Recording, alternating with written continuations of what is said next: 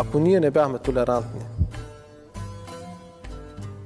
спрямо това говорене, което се излива и се лее от телевизията всеки ден, разберете, че ако е друга държава и други, аз се съмнявам, че до сега нямаше да има война.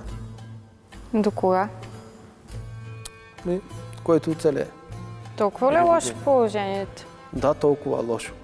Аз съм крайно разочарован. Не само аз. Това са и моите колеги.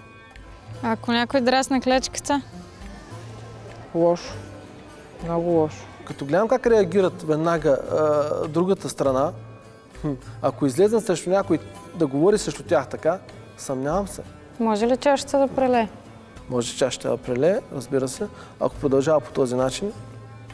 Преувеличени ли са тия работи, които си говорим сега за препълнена чаша, драскане на клечка? Искам ли се да са преувеличени?